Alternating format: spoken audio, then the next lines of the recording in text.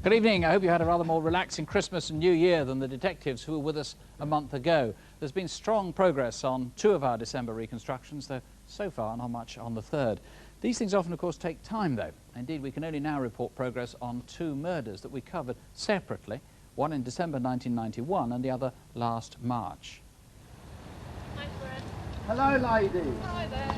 Winter's coming early with a vengeance. Fred Maltby lived just outside Lincoln. It was hard to see why anyone could want to kill him, but he was found with savage head wounds.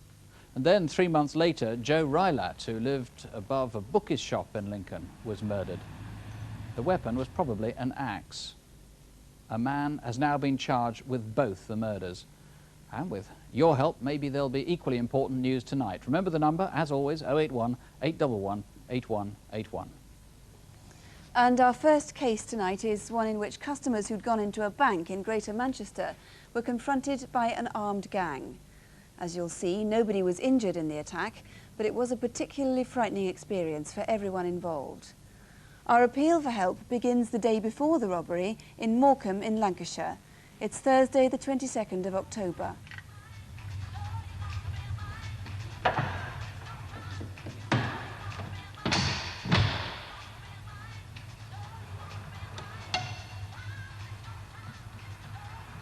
This is the Cumberland View garage on the Vickers Industrial Estate in Morecambe. Steve, I'm going to have to break you off this one. I've got a customer waiting for a job, so I'll move the black Audi out of the way for you. Right, okay. Cheers. Yeah. We had a Audi Coupe in black that was very distinctive in for repairs, but unfortunately that morning it was blocking the way when I wanted a further job doing about 11 AM, so I actually took the vehicle out of the premises into the backyard. It was just coming up to my dinner hour at 12:15, and I seen 2 shady-looking characters. They was looking round the corner to where the black Audi was parked. He wasn't dressed right for buying cars. They just didn't fit. 15 minutes later, just around the corner from the garage, Bill Elliott, the managing director of Vickers Car and Van Hire, was on his way home to lunch. I saw the car approach. It came very, very quickly. It came up like a train. It swerved around the corner and pulled up in front of me. 2 youths went to talk to the driver. Perhaps they were the same 2 who'd been at the Cumberland View garage earlier on. The driver didn't seem to fit the car. He was a young chap with a baseball hat on. I assumed it was belonging to the Volkswagen Audi dealer at the top of the road and thought it must be one of the mechanics taking it for a test drive. Being a friend of the managing director, I thought I must tell him, and because I mean it's no way to treat a nice car. When the Audi was stolen, its petrol tank was nearly empty. Where was it filled up, and where was it kept that night? And where did this Astra spend the night? It disappeared from a car park in Preston around the same time. What is certain is that by 10 o'clock the next morning, both cars had travelled south to the Lever Edge area of Bolton.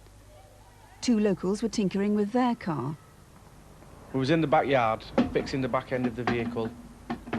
We heard screeching at the top of the street. Went to the back entrance to the garage to have a look what's happening.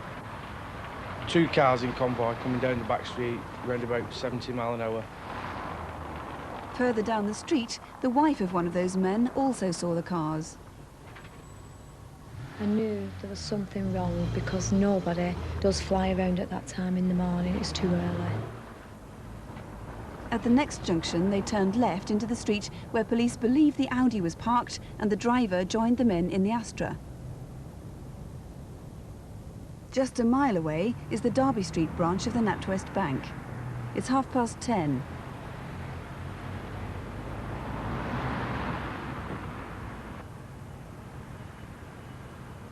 All right, everybody down! Get down! Get down! All right, stay down and you won't get hurt. Hand over the money. Come on, hand over the money. Hello, emergency services, please. The police.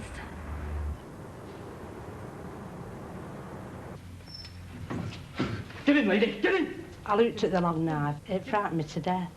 Sit there and you won't get hurt. I wondered what my little dog might have done. Trixie's a very nervous dog anyway. I picked her up and pulled her towards me, protecting like her and myself, really. A few seconds later, he jumped up on the side of the chair outside of me, and I thought, he's going to chop my head off. I've just seen 3 men, and they've just got out of a white Astra car. Come on, get a move on! Hurry up, Alan! Hurry up! Right, go on. Out, out! Merry Christmas, mate. They're coming out of the bank. I can see them. They're going to get away. Probably going to be too late. Can you get someone here quickly? The robbers must have recce their escape route well. The area is a maze of dead ends, and yet minutes later, they were back at Settle Street. The next thing we hear is another screeching. The Astra come flying back past us again. Come straight past the house, straight over the junction onto the next set of houses. I just had that feeling that they'd done something.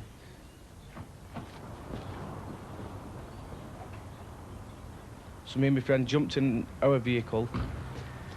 We was pointing the opposite way, so I went to spin the car around on a 3-point turn. But the robbers had now transferred to the Audi. As I was doing the first point, the Audi come up at the side of me, waved me past, so I reversed back and the Audi come past me. They didn't see any passengers, but it's believed the other 2 were ducked down below the seats. A police patrol officer had been radioed to look out for the Audi.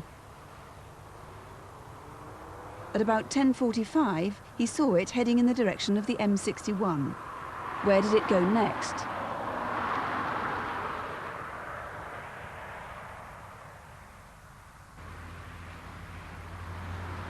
One week later, on Friday, October the 30th, the Audi was found abandoned at the back of the new Ellesmere pub on the East Lancashire Road in Swinton, 7 miles from Bolton.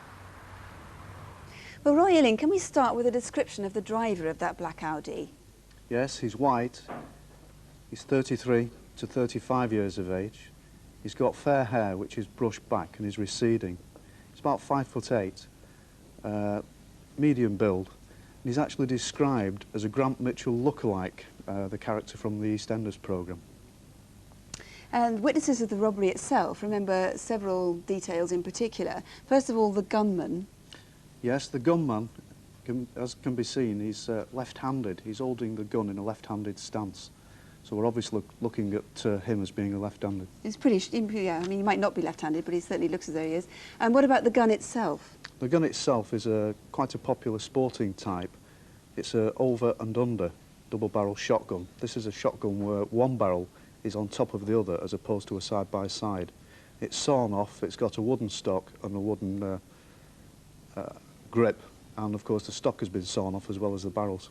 And these kind of guns are normally used for clay pigeon shooting and things like that? Yeah, general sporting activities.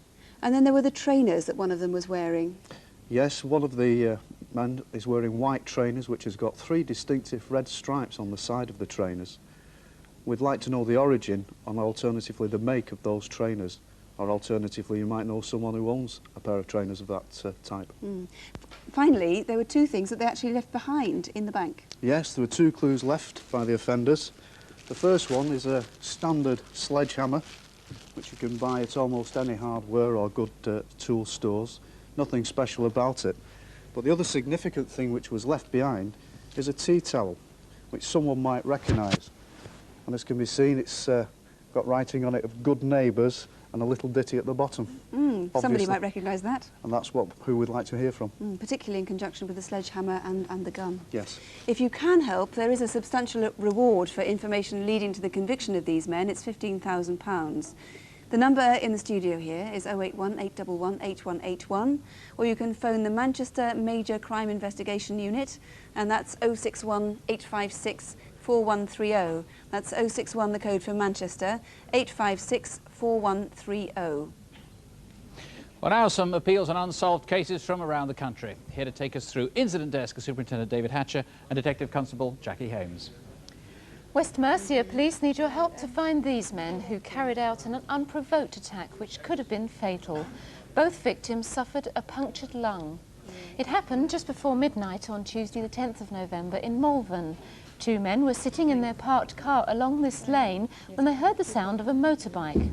The next thing they remember was their car windows being smashed and the men from the motorbike attacking them. The victims were repeatedly stabbed and are now slowly recovering from their ordeal.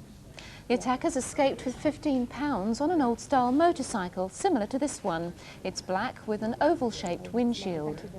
Do you recognise the two men? Both are in their late to mid-20s and wore open-faced crash helmets. The first man's about 5'10" and slim. He may have sandy-coloured hair. He was wearing a camouflage jacket, pale blue jeans and black walking boots. The stripe down the front of his helmet was red. The second man's about 5'8" and much bigger built. He was wearing a black shiny padded jacket and black trousers. This was a particularly nasty attack, so if you do know who they are, please ring the police in Worcester on 0905 723 888. That's 0905, the code for Worcester, 723 888. 3 armed robberies in Sheffield are being linked by South Yorkshire Police. On Tuesday the 6th of October at 11:20 a.m, the robbers went into the Ellesmere Road post office. They threatened staff with a knife and stole a large amount of cash. They escaped in a Vauxhall Cavalier, which was later found abandoned in nearby Clun Street. It's thought the men then ran over a bank to an awaiting Mark IV escort. The man with the knife was Afro-Caribbean, around 30, 5'10" to 6 foot, with either a short beard or stubble. His accomplice looked younger, was white, between 5'8" and 6 foot, with black shoulder-length untidy hair. The third man was also Afro-Caribbean, in his early 30s and 5'8". He had a moustache and was wearing a hat which may have been covering dreadlocks. The same men might be responsible for 2 similar robberies in the area. If you think you can help, please call officers in the incident room at Ecclesfield Police Station on a special number. That's 0742 570 800. That's 0742, the code for Sheffield, 570 800. Our next case has profoundly disturbed the small community of Lanchester, a few miles outside Durham. It happened on the morning of December the 19th, when a 14-year-old was raped as she returned home after finishing her newspaper round. About a year ago she asked if she could have a round because one of her friends was going to get one, but you know, my husband and I weren't very happy about it and we sort of discouraged her. But recently she came again and asked, and I think she's a bit more determined this time, and she's a little bit older, so we agreed with a bit of reluctance to give her a little bit of independence.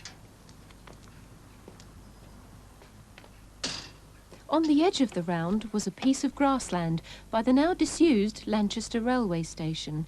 It's Saturday, December the 12th, a week before the attack, and a local man notices a stranger. At that time of the morning, you usually only see local people either out walking a dog or going down into a village to do some shopping. Hello. He seemed evasive, just the way he looked down and didn't make any eye contact. I think the man was approximately 5'8", 5'10" tall. The hair was fairly dark. He was a medium build. Next week, again on a Saturday, the teenagers set off from Matthew's newsagents at 20 to 8. It was just beginning to get light. About halfway along her route is a cul-de-sac called Wood Lee. At around 10 to 8, Dorothy Kavanagh and her son were getting ready to go on holiday. As I was putting the cases into the car, I noticed a young man. He was acting quite suspiciously and appeared to be marking time. I was particularly concerned about this as he was a stranger, and I was anxious that our house was not broken into when we were away on holiday for a few days. About 10 minutes later, as the Kavanaghs set off, the teenager turned into Wood Lee. The last house on her delivery route is in Cadger Bank, opposite the old vicarage. As she began her walk home, she heard something.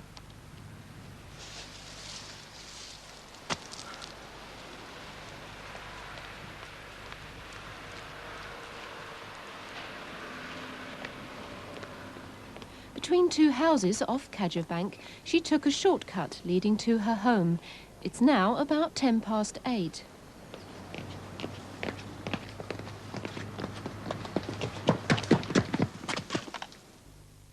About 10 minutes later, 200 yards away in West Drive, Linda Haynes was setting off for work. She noticed an unfamiliar car parked in the road. As I drove past, I saw a man sat in it, and for a split second, I looked at him, he looked at me, and I drove on. A few minutes later, the car was heard to speed off. The victim had been knocked unconscious. She was discovered later by a neighbour. I just hope that if anybody knows anything, however small it may seem to them, that they'll come forward, because we don't want this to happen to anybody else's daughter. If you can help identify this man, please call us straight away. The number to ring is 081 811 8181, or you can call the police direct on 091 386 4929. That's 091, the code for Newcastle, 386 4929. Finally, police are linking 8 armed robberies on betting shops in Surrey. 5 months ago at Ladbrokes in Woking, a shop assistant was just about to lock up when this man burst in. He threatened her and then made off with cash. He's around 35, 5'7", and has a pale complexion. He may have shaved off that beard and moustache. We believe this man is one of a gang which has been operating around Surrey over the last year. 2 of his possible accomplices were in action a fortnight later, again in Woking, when staff at Coral's betting shop were confronted. The first man is in his 20s, around 5'8", with a London accent. The other man is older, between 35 and 45, 5'8", with a medium to large build. The last attack was only 2 weeks ago, and we're anxious for your help before these men strike again. So please ring the incident room in Woking on 0483 761 991. That's 0483, the code for Woking, 761 991. And of course you can ring the studio direct on 081 811 8181. The lines are open now, 081 811 8181. We don't normally appeal on Crimewatch for missing persons. People have a right to anonymity. But we will help locate someone if there are grave fears for their safety. And that's precisely what there are, grave fears for the man who features in the film that follows. Police in Tyneside fear that he's been murdered. Michael Straughan was known as big and soft, a Geordie with a tender heart. But on the night he disappeared, he was so preoccupied he walked right past several friends. He obviously didn't see us.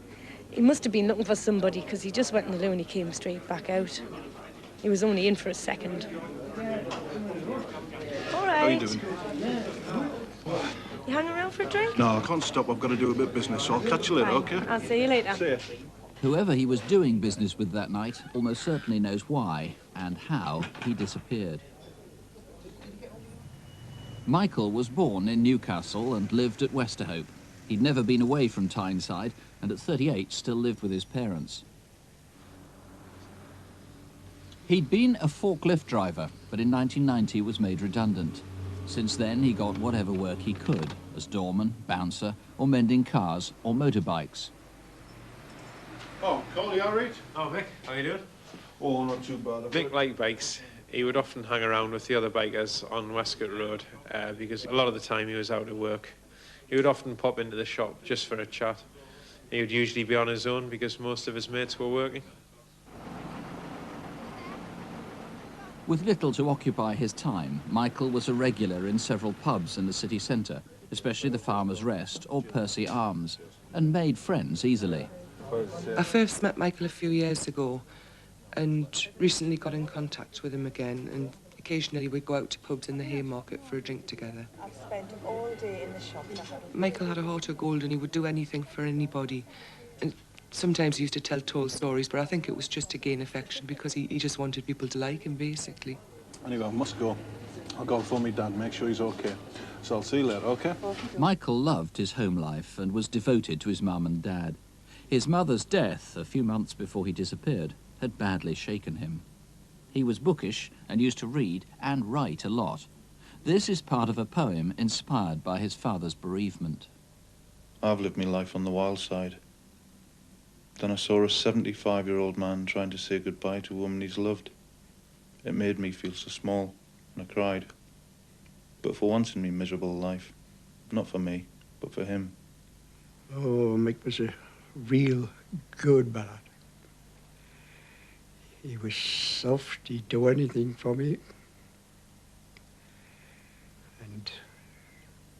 But he was also gullible and, you know, to anyone. He'd do anything for anybody. But he was really and truly soft-hearted. Big but gentle. But not everyone was soft on Michael. His size sometimes attracted trouble, and he may have acquired enemies through drugs. He smoked cannabis and dealt in it a bit to fund his habit. There are rumours that one Friday last June, the week before he disappeared, someone took a swing at him.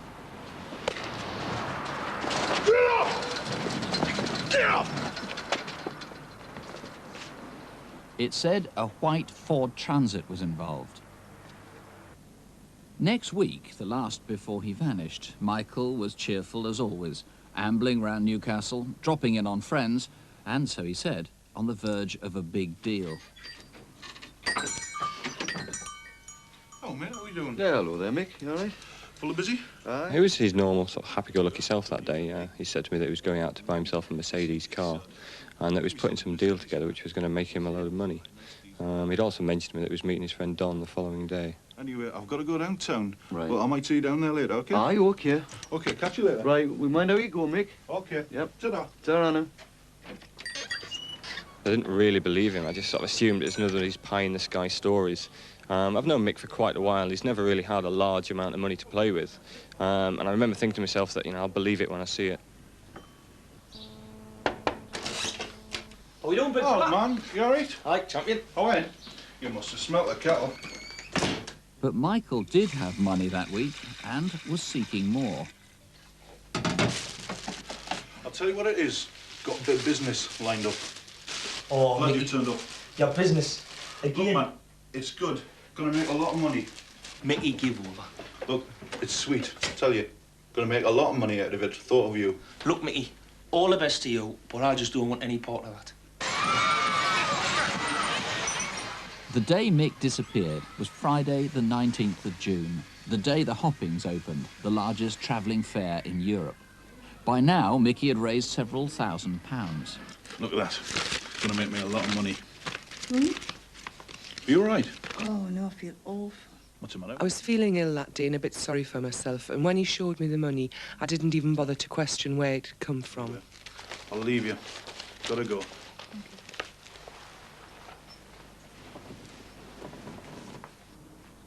You take care now. I'm off downtown to meet Don. I'll probably catch you later. You take care with all that money on your mind, Mick. Ta-ra.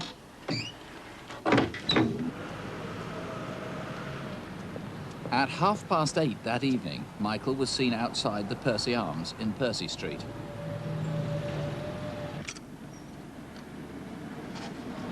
This is Peter Owens, the last person known to have seen Michael before he vanished. I'd arranged to meet some people for a drink that night. I know Mick because Mick books bands for a party at Don's farm, and I play bass guitar in one of the bands, and we'd played at one or two of his parties. Oh, Mick, how's things? Oh, mate, you all right? Yeah. Have you got anything sorted out for the party? Yeah, I'm off. Just waiting for a couple of lads to pick us up. I'm off to Durham. Going to pick up the marquee. Peter recalls Mickey was relaxed as usual. The time then was 20 to 9. I think it was the very next morning it just hit me. I knew something was wrong because he wasn't the simple reason he hadn't gotten home to me. He would have moved heaven and earth to get back to me. Michael's car was found 100 yards from the Percy Arms. That was 6 months ago. He vanished on Friday the 19th of June. Inside was Mickey's precious cap. It's almost certain somebody watching this programme tonight knows what happened to Mickey. Please call in. Incidentally, if you saw Mickey anywhere, you'd certainly remember him. Remember, he's 6'3", 23 stone, and pretty fit. Thai boxing champion as well, if not a champion. He used to teach it. So please call us here if you can help. Superintendent George Waugh is answering the phones here, 081 811 8181, or you can call his colleagues in Newcastle. They're on 091, the code for Newcastle, 221 8020. That's 091 221 8020. Well, no shortage so far of calls that are coming in. Calls are flooding in on the Bolton bank robbery. We've had a lot of people ringing in to say that the trainers are made by Adidas, so we know who makes the trainers now. We don't want any more calls on those. What we do want to know is calls linking those trainers with the other clues we gave, the gun and the descriptions and so on. We've had a name that the police are showing a great interest in, so they're following that one up. There's some calls there on the tea towel I can see there too. That appalling Malvern stabbing, a name has been suggested for the man in the black helmet with some details given that might well tie him up to the crime, so that's being followed up. But now to this month's file of photograph faces. Perhaps you'll recognise one of them tonight. Here again are David Hatcher and Jackie Hames to take us through them. First, if you're an antique dealer or gallery owner, you might have come across this man. Cheshire Police would like to speak to him in connection with a number of cheque frauds. Throughout the country, paintings and antiques worth thousands of pounds have been bought with cheques which later bounced. 2 paintings by William Mellor were bought in Chester on October the 31st last year. Perhaps you know where they are now. Using the name Johannes Rembert, he was last known to live in St Anne's, Lancashire. He's about 40, 5 foot 8 inches tall and has a Dutch accent. He may also be driving a white Mercedes. It's believed he could be clean-shaven now and using the name Johannes Josef Kemper. If you do know where he is, please call us tonight. Do you recognise these 2 men? Police in Sussex believe they're part of the same team, using stolen credit cards at off-licences along the south coast. Here's the first man, just after 2 p.m. on the 4th of June in Hurstpierpoint near Brighton. The second man went into the same shop 6 minutes later. The team are in action again on September the 22nd at Threshers in Hassocks. The second man again followed a few minutes later, but this time he made a hasty retreat when staff became suspicious. Do you recognise them? They're both in their mid-30s. The first man's about 5 foot 8, quite well built and has short straight hair. The second man's about 5 foot 10 with dark curly hair and has a moustache. If you know who they are, please call us now. This man is suspected of committing up to 30 robberies. He operates in the London area and always carries a gun. He's seen here 18 months ago in the Woolwich Building Society in Harlesden. A month later he was with a female accomplice in the Leeds Permanent Building Society in Edgware. The following year his disguise had changed. Is that a wig he's wearing? He failed at the National and Provincial Building Society in Richmond, but notice the bag he's carrying. A month later, also in Richmond, he robbed the Leeds Permanent Building Society. Remember that holdall? It's the well-known make Head. Here he is again with another disguise. Do you recognise him? He's in his late 20s, 5 foot 10 to 6 foot, with an athletic build. If you know who or where he is, please call. Merseyside Fraud Squad are anxious to trace this trio, Jan Didding and his daughter Pia, who are both Swedish, and Stephen Harris. All are believed to be living in the UK. They were directors of Globex Worldwide Limited, a timeshare resale company based in Cheshire and Liverpool. Between September 1991 and March 1992, nearly 400 owners of timeshare properties paid a £180 registration fee to the company in the belief a purchaser had been found. No sale was forthcoming, nor was the money returned. In fact, the company offices closed in March and the directors haven't been seen since. Jan Didding is 52, 5 foot 9 with fair hair, blue eyes and a Swedish accent. Pia Didding is 23, 5 foot 3, slim and also has a Swedish accent. Stephen Harris is English, 38, 5 foot 10 with brown receding hair. If you know where any of them are or can help with any of our other photocall faces, please call us now. And there's the number, 081 811 8181, 081 811 8181. And here's the gallery of pictures we showed last month. As you can see, 3 faces no longer feature. Starting at the top left, a man wanted in connection with inquiries into fraud. David Leslie Speed seems to be known to people all around England and Wales, and indeed he seems to owe a lot of them money. Police now have a recent picture, and several viewers suggested an address for him, but he's still missing. The Building Society robber in Humberside and Yorkshire. 53 leads were suggested for him. 23 of those still remain to be checked out. Next, a man wanted in connection with a robbery. 2 Northern Ireland callers gave a name for him, and as a direct result, a man was arrested last week in Kilkeel in County Down and has now been charged with robbery. Another man was identified by Crimewatch viewers and arrested the day after the programme.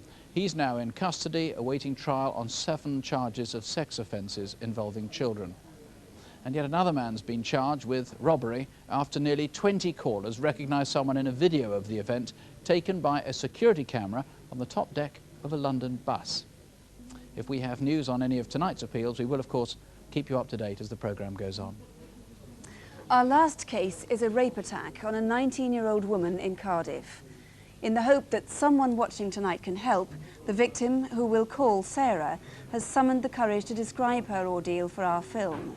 And of course her part in the reconstruction is played by an actress, as is that of her friend, who we'll call Mandy. However, a witness who saw the aftermath of the attack has been so disturbed and concerned by what happened that he takes part himself in the film you're about to see, which begins in Cardiff city centre at a cafe where Sarah and her friend often used to meet. So did you like him? They're nice, yeah. Yeah, do they suit me? Yeah, they're really nice. Sarah has lived all her life in Cardiff with her parents. She's known her closest friend Mandy for 4 years. I would say Sarah's my best friend because since I've known her, she's the person I tell everything and we're always together. Know everything about each other. Seen them myself. When we go out together, we laugh and joke and always have a good time. We dance all the time, but she's always very confident, easygoing. Every time we go out, we meet new friends all the time because she's just so easy to talk to. You were something, wasn't it? Did you see his neck? I know. Can't understand you going out so late. I'm ready for bed myself. Yeah, it's just because you're getting old, Dad. Hey, less of the old. Thursday the 3rd of September. Shortly before 11 o'clock that night, Sarah's father gave her a lift to Cardiff Station, where she'd arranged to meet Mandy. So do we with her? Yes, it's fine. Thanks, Dad. Right, well, have a good time, but be careful. I will. Thanks for the lift. Bye. Ta-ra, love. Bye. You alright?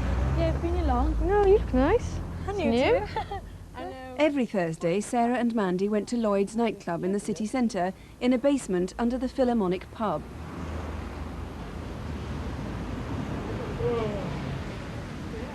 It's 11:15.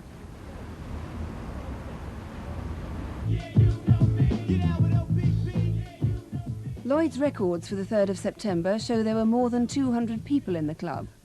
If you were one of them, you may have seen something unusual.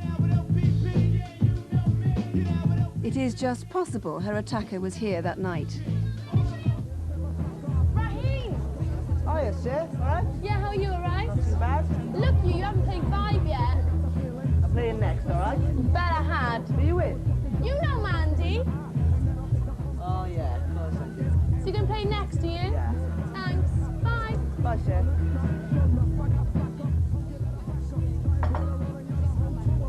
Oh, yeah. Are you ready to go now? What, now? Yeah. Oh, no, I don't want to go now. I want to stay and dance. Oh, I got us a lift. We can go now. Oh, no, you go on. Look, because I'm starving. I'll get chips or something on the way home. Are you sure? Yeah, I'm fine, honestly. You go. All right, then. I'll give you a ring in the week then. All right, take care now. Bye.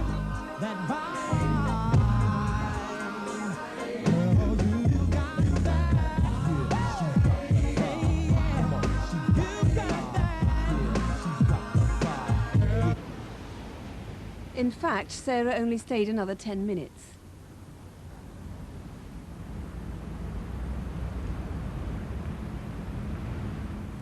I used to go out 2 to 3 times a week. I always felt secure. I always considered myself pretty streetwise, and I always made sure I took a well-lit route. Cone and chips, please. It was about 2:15 when she called in at the chip shop. It's 55 pence, please. Thank you. Thanks a lot. I'd been walking about 10 minutes when I suddenly felt a presence, and I knew that there was someone watching me, and there was somebody there. And that's when I turned around and I saw him. Stay quiet, I got a knife. Then he started to march me across the road down towards the car park. I looked around for taxis and people, but there was just nobody there. I was very frightened. I was screaming and running, trying to get away, but it was just making him worse. He was very hyped up and agitated and constantly threatening. The car park is opposite Cardiff Magistrates Court. Sarah's ordeal lasted about 20 minutes. You made the coffee and get that right. Well, Annette and I would been down the Welsh Club just for a few drinks and a dance. Party the night away, really. We'd had a really good time. that? Oh. Oh God, help me! Somebody help me! Oh God, help me! Is she all right?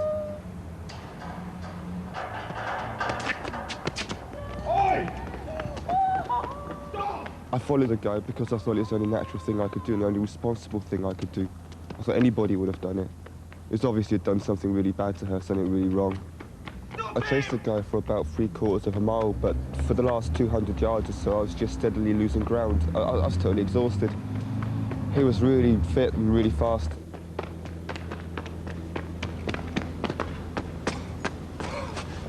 Stop him! But the couple he called out to seemed not to hear him.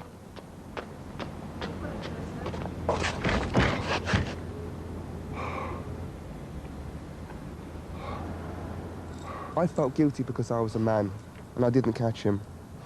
I just hope she has the strength and courage to rebuild her life and to forget this. My life's completely changed now. I always considered myself to have a lot of self-confidence, which has been completely destroyed. I find it very difficult to go out anywhere on my own, even in the daytime. I always must have lots of people around me or be taxied from door to door. And I feel very angry. It's as though part of me died, but I'm determined that I'll get that part of me back that I lost, and get back to how I used to be. We can only wish her the very best. Mr. Jones, how much do you now know about Sarah's attacker? Well, obviously he's a very aggressive, determined and dangerous individual. Indeed, if it wasn't for the intervention of the two witnesses, there's no telling what would have happened to this young girl. He seemed to be quite fit, according to the description. Yes, that's one point I'd like to emphasise. He was athletic build and generally a fit appearance. It could be that he regularly engages in physical exercise, some sporting activity, or perhaps does manual work. There's our video fit there. How is he described? He's described as being 5'10" to 6 foot tall, short, dark brown hair, cropped, crew cut style. He's got a very wide nose, rather prominent, and he spoke with a Cardiff accent. Another feature I would like to emphasise is that he's white, but was very, very suntanned. Again, it could be that he'd recently returned from a summer holiday or has access to a sunbed. This was early September, so it could well have been a holiday. That's right. He was wearing only a T-shirt and jeans. Yes, he must have drawn attention to himself. He wasn't wearing a jacket, and again, the clothing was rather distinctive, in as much as it was a burgundy-coloured T-shirt, short-sleeved, crew neck, and he wore very pale blue denim jeans with a dark leather belt, some 1.5 to 2 inches in width. No jacket, although it may have been quite chilly in the small hours. That's right, it was. You've brought with you a knife which you think may be similar to the one that was used in the attack. Yes, this is the knife in question. In fact, the handle of the knife used in the attack was dark red in colour and had a blade of some 5 to 6 inches in length. So it may have had a longer blade and the handle was dark red. That's correct. It may have folded in half, it may not. It may not have, yes, but this is very similar to it in appearance. And we saw the couple walking by the Cardiff Royal Infirmary who didn't hear the witness call out to them. You really need them to come forward. Yes, it's very important that they come forward. They witnessed part of the chase, as you could see, and obviously at some stage a full view of the culprit. Well, if that was you, please do call us. And one final appeal, the day after that attack, 2 people called local police stations about the incident. One of those callers saw the man running in City Road near the Cardiff Infirmary, and the man was seen to get into a dark-coloured car. Then the second caller said he saw him running in Silver Street and again in Pearl Street. Now, if either of those callers was you, it is vital that you call in again to talk to the investigating team. If there's anything you know that you think might help, please ring. Here's our number once again. It's 081 811 8181, or you can call the Cardiff Incident Room direct, and that's on 0222 398 381. That's 0222, the code for Cardiff, 398 381. Now for our version of the Antiques Roadshow, but police suspect this treasure trove is stolen. Here to take us through Aladdin's cave is Eric Knowles. Thank you, Dick. Well, no prizes for recognising this man's face, the Bard of Avon, no less. Would that it was marble, alas it's just painted plaster, but he's really here by way to introduce this 8-volume set of Henry Irving Shakespeare. Now each one of these volumes is actually inscribed C.E. Bedford, June 1902. Now about 30 years later, a certain Mr. Wright Barker was busy capturing these two ploughmen with their horses on canvas. As for Wright Barker, he really did understand the physique of a horse. Strange thing is, he's probably better known for his dog paintings with a name like Wright Barker. It sort of makes sense, doesn't it? As for Elmer Keane, not a lot we can tell you. A Leicestershire artist. He exhibited on one occasion at the Royal Academy. I do like the composition. This is England, perhaps pre-First World War, pace of life that little bit slower. Now, if your forte is for, dare I say, bronzes and clocks, then this object is for you. To use a technical term, it's a cracker. We've seen two muses, one emblematic of summer and the other emblematic of autumn. Nice quality modelling, good casting. But when it comes to modelling in porcelain, they don't come much better than Meissen. Here are two figures. This lady emblematic of sight, this partner emblematic of sound. But this figure interests me more. Höchst porcelain, German, probably modelled by a man called Melchior, quite typical with these soft pastel colours and this grassy mound. But alas, the poor chap's lost his hand. Now that's been missing a good number of years. As for this figure, a stag, it looks like bronze. I'm afraid it's just gilt metal. But you may recognise this little character who's creeping in on the act, this small fox. It isn't signed, but here's a bronze that is. My favourite object on the cave this evening is courtesy of one Reginald F. Wells, a lovely girl in sort of just nice and impressionistic, gathering firewood, beautiful soft face. But it doesn't cease to amaze me the sort of things that people do collect. I mean, could you imagine collecting knife rests? They're wonderful. Believe me, they've saved many a tablecloth, and they're great with chopsticks. Well, here's the number, 081 811 8181, or you can call the police direct, and that's the number 0992 561 212. That's 0992, the code for Epping, 561 212. And if it sounds rather noisy in the background here tonight, well, it is, because the phones are very, very busy. These are all names that have been proffered for the Bolton robbery, the NatWest robbery. We've had 23 names put forward so far, and one of them is causing a good deal of excitement here. Manchester, incidentally, the number there is almost permanently engaged, but do please keep trying, or alternatively try us here in London, 081 811 8181. We've got names suggested for a whole series of other crimes, including the Sheffield Post Office robbery. On Photocall, 2 cases are creating a great deal of excitement and interest here too, especially on the cheque fraud. Well, thank you very much for calling if you did. And if you haven't got through yet, you still have until midnight. We'll have more to tell you, I hope, in our update programme after question time at 11:15. If you can't stay up till then, 11:15, don't have nightmares, do sleep well. Good night. Good night.